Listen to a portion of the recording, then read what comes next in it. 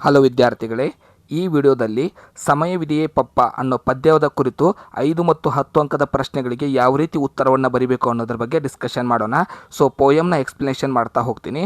ಮೊದಲನೇ ಪ್ಯಾರಾಗ್ರಾಫ್ ಏನಿದೆ ಪೋಯಮ್ದು, ಸಮಯವಿದೆಯೇ ಪಪ್ಪ ಆಚೆ ಗುಡ್ಡದಾಚೆ ಇದೆ ನದಿ, ಆಹಾ ಎಷ್ಟು ಚಂದ ಅದರ ತುದಿ, ಅಬ್ಬಾ ಎಷ್ಟು ದೊಡ್ಡ ಸುಳಿ, ಸುರೆಂದು ಜಾರುವುದು ನುಣ್ಣನೆ ಹಾವು, ಎದೆ ಎತ್ತರಕ್ಕೂ ಹಾರುವುದು ಪುಟಾಣಿ ಮೀನು, ಬಾ ಪಪ್ಪ ತೋರಿಸುವೆನು. ಸೊ ಇದು ಪದ್ಯದ ಸಾಲುಗಳು. ಇದಕ್ಕೆ ನೀವು ಯಾವ ರೀತಿ ಎಕ್ಸ್ಪ್ಲನೇಷನ್ನ ಬರೀಬೇಕಂದ್ರೆ, ಮಗು ತನ್ನ ತಂದೆಯನ್ನು ಸಮಯವಿದೆಯೇ ಎಂದು ಕೇಳುತ್ತದೆ ಮತ್ತು ತನ್ನದೇ ನುಡಿಗಳಲ್ಲಿ ನಿಸರ್ಗದ ವರ್ಣನೆಯನ್ನು ಮಾಡುತ್ತದೆ. ಗುಡ್ಡದ ಎತ್ತರವನ್ನು ನೋಡಿ ಅದರ ಹಿಂದಿರುವ ನದಿಯನ್ನು ನೋಡಿ ಆಶ್ಚರ್ಯಪಡುತ್ತದೆ. ಎತ್ತರದ ತುದಿಯಿಂದ ನದಿ ನೀರು ಕೆಳಗೆ ಬೀಳುತ್ತಿರುವ ದೃಶ್ಯ ನೋಡಿ ಆಕರ್ಷಣೆಗೊಳ್ಳುತ್ತದೆ. ನೀರಿನಲ್ಲಿರುವ ದೊಡ್ಡ ಸುಳಿ ಕಂಡು ಮಗು ಬೆರಗಾಗಿ ನದಿಯ ದಡದಲ್ಲಿ ಸುರ್ರೆಂದು ಹೋಗುತ್ತಿರುವ ಹಾವು, ನೀರಿನಿಂದ ಪುಟಾಣಿ ಮೀನುಗಳು ಎತ್ತರಕ್ಕೆ ಹಾರುತ್ತಿರುವ ದೃಶ್ಯವನ್ನು ನೋಡಿ ಸಂಭ್ರಮಿಸುತ್ತದೆ ಹಾಗೂ ತನ್ನ ತಂದೆಗೆ ಅದನ್ನು ತೋರಿಸಲು ಚಡಪಡಿಸುತ್ತಿದೆ. ಸೊ ಈ ಪ್ಯಾರಾಗ್ರಾಫ್ನಲ್ಲಿ ಎತ್ತರವಾದ ಪರ್ವತ, ಅದರ ಹಿಂದಿರುವಂಥ ನದಿ, ಆ ನದಿ ನೀರು ಆ ಎತ್ತರದ ಪರ್ವತದಿಂದ ಕೆಳಗೆ ಬೀಳುತ್ತಿರುವುದು, ನದಿಯ ದಡದಲ್ಲಿ ಹಾವು, ಆ ನದಿಯಲ್ಲಿರುವ ಸುಳಿ ಹಾಗೂ ಅದರಲ್ಲಿರುವಂಥ ಮೀನುಗಳು, ಈ ರೀತಿಯಾಗಿ ನೀವು ಉತ್ತರವನ್ನು ನೆನಪಿಟ್ಟುಕೊಂಡು ಸೊ ಎಕ್ಸ್ಪ್ಲೇಷನ್ನ ಬರಿಬೋದು. ಎರಡನೇ ಪದ್ಯದ ಸಾಲು, ಸಮಯವಿದೆ ಪಪ್ಪ ಬೆಟ್ಟವೇರುವೆನು ಬಾ, ನೀನು ಅಲ್ಲಿಂದ ಮುಟ್ಟೋಣ ಆಕಾಶ ಚಂದ್ರನನ್ನು, ಮೆಟ್ಟಿಲುಗಳೇ ಬೇಡ ಜಾರು ಕಪ್ಪೆ ಆಡುತ್ತಾ ಉರುಳಿ ಸೇರಬಹುದು ನೆಲವನ್ನು, ಬಾ ಪಪ್ಪ ತೋರಿಸುವೆನು. ಸೊ ಇದು ಪದ್ಯದ ಸಾಲುಗಳು. ಇದಕ್ಕೆ ಎಕ್ಸ್ಪ್ಲೇಷನ್ ಹೆಂಗೆ ಬರೀಬೇಕಂದ್ರೆ, ಮತ್ತೆ ಮಗು ತನ್ನ ತಂದೆಯನ್ನು ಸಮಯವಿದೆಯೇ ಎಂದು ಕೇಳುತ್ತದೆ ಮತ್ತು ಹೇಳುತ್ತದೆ, ಆ ಬೆಟ್ಟವನ್ನು ಏರೋಣ, ಅಲ್ಲಿಂದ ನಾವು ಚಂದ್ರನನ್ನು ಮುಟ್ಟೋಣ, ಮರಳಿ ಬರಬೇಕಾದರೆ ಮೆಟ್ಟಿಲುಗಳ ಬೇಡ, ಜಾರುಗುಂಡಿ ಮೂಲಕ ಉರುಳಿಕೊಂಡು ನೆಲ ಸೇರೋಣ. ಮಗು ಇದನ್ನು ಹೇಳುತ್ತಾ ತನ್ನ ತಂದೆಗೆ ಅದನ್ನು ತೋರಿಸುವುದಾಗಿ ಹೇಳುತ್ತದೆ. ಸೊ ಇದಿಷ್ಟು ಅದಕ್ಕೆ ಬರೀಬೇಕಾಗಿರುವಂಥ ಎಕ್ಸ್ಪ್ಲನೇಷನ್. ಮೂರನೇ ಪದ್ಯದ ಸಾಲು, ಕರಿಬೇವಿನ ಮರದಲ್ಲಿ ಕಟ್ಟಿದೆ ಗುಬ್ಬಿಗೂಡು, ಇಟ್ಟಿದೆ ಪುಟ್ಟ ಮೊಟ್ಟೆ, ನೀನು ಬಾ ನೋಡು, ನಿಂಬೆ ಎಲೆ ಮಿದ್ದು ಗಡದ್ದು ನಿದ್ದೆಯಲ್ಲಿದೆ ಕಂಬಳಿ ಹುಳು. ಸೊ ಇದು ಬಾ ಪಪ್ಪ ತೋರಿಸುವೆನು. ಇದಕ್ಕೆ ಯಾವ ರೀತಿ ಎಕ್ಸ್ಪ್ಲನೇಷನ್ ಬರೀಬೇಕಂದ್ರೆ, ಕರಿಬೇವಿನ ಮರದಲ್ಲಿ ಒಂದು ಗುಬ್ಬಿ ಗೂಡು ಕಟ್ಟಿದೆ ಹಾಗೂ ಅದರಲ್ಲಿದು ಅದು ಮೊಟ್ಟೆಯನ್ನು ಇಟ್ಟಿದೆ. ಅಲ್ಲಿರುವಂತಹ ನಿಂಬೆ ಗಿಡದ ಎಲೆಗಳನ್ನು ಒಂದು ಕಂಬಳಿ ಹುಳು ತಿಂದು ಗಡತ್ತಾಗಿ ನಿದ್ದೆ ಮಾಡುತ್ತಿದೆ. ಸೊ ಇದನ್ನು ತೋರಿಸ್ತೇನೆ ಬಾ ಅಂತ ಕರಿತಾ ಇದೆ. ಈಗ ಇಷ್ಟೊತ್ತನ ಇತ್ತಲ್ಲ ಎಕ್ಸ್ಪ್ಲನೇಷನ್ನು, ಇದೆಲ್ಲ ಮಗು ನೇಚರ್ನಿಂದ ಏನೇನು ಕಲ್ಕೊಂಡಿದೆ ಅನ್ನೋದ್ರ ಬಗ್ಗೆ.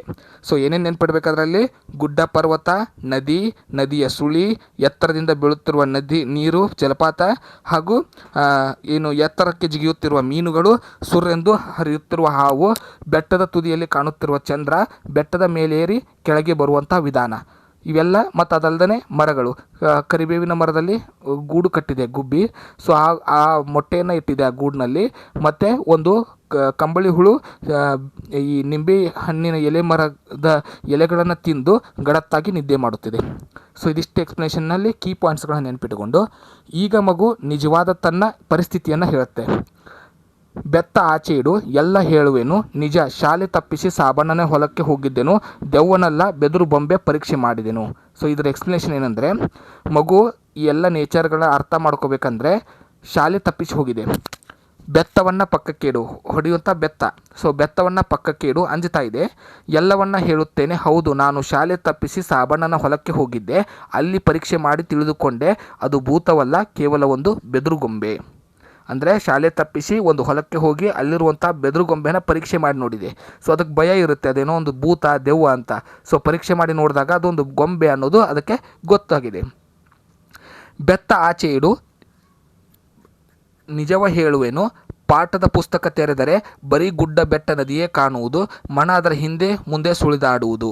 ಸೊ ಮಗು ಹೇಳ್ತಾ ಇದೆ, ಬೆತ್ತವನ್ನು ಪಕ್ಕಕ್ಕೆ ಇಡು, ಎಲ್ಲ ಸತ್ಯವನ್ನು ಹೇಳ್ತಾನೆ, ನಾನು ಒಂದು ವೇಳೆ ಓದೋದಕ್ಕೆ ಪಾಠದ ಪುಸ್ತಕಗಳನ್ನು ತೆರೆದರೆ ಕೇವಲ ನನಗೆ ಗುಡ್ಡ ಪರ್ವತ ನದಿಗಳೇ ಕಾಣಿಸುತ್ತೆ, ನನ್ನ ಮನಸ್ಸು ಬರೀ ಅಲ್ಲೇ ಸುಳಿದಾಡುತ್ತೆ.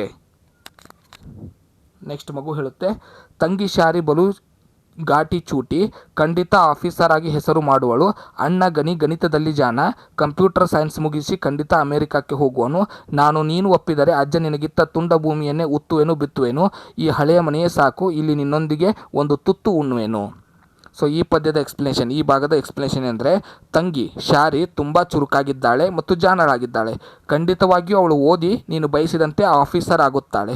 ಅಣ್ಣ ಗಣಿ ಗಣಿತದಲ್ಲಿ ತುಂಬ ಜಾಣನಾಗಿದ್ದಾನೆ. ಅವನು ಕಂಪ್ಯೂಟರ್ ಸೈನ್ಸ್ ಮುಗಿಸಿ ಅಮೆರಿಕಕ್ಕೆ ಹೋಗುತ್ತಾನೆ. ನೀನು ಒಪ್ಪಿದರೆ ನಿನಗೆ ಅಜ್ಜ ಕೊಟ್ಟಿರುವಂತಹ ತುಂಡು ಭೂಮಿಯನ್ನು ನಾನು ಉತ್ತಿ ಬಿತ್ತಿ ಬೆಳೆದು ಬದುಕುತ್ತೇನೆ. ನನಗೆ ಈ ಹಳೆ ಮನೆಯೇ ಸಾಕು ಅಂತ ಮಗು ಹೇಳ್ತಾ ಇದೆ. ಚೀ ಕೂಳಿಗೆ ದಂಡ ಎಂದು ದೂರದಿರು, ಪಪ್ಪ ಬೇಜಾರಾಗದಿರು, ತೆಂಗು ಅಡಿಕೆ ಬಾಳೆಗೆ ನೀರು ಹಾಕುವುದಿಲ್ಲವೇ ನೀನು, ಹೇಳಪ್ಪ ನಾನು ಆ ಗಿಡಕ್ಕಿಂತ ಕಡಿಯೇನು. ಮಗು ಕೇಳ್ತಾ ಇದೆ, ನನ್ನ ಈ ಮಾತುಗಳನ್ನು ಕೇಳಿ ನೀನು ಊಟ ಹಾಕಿದ್ದು ದಂಡ ಆಯಿತು ಅಂತ ಅನ್ಕೋಬೇಡ, ಬೇಜಾರಾಗಬೇಡ.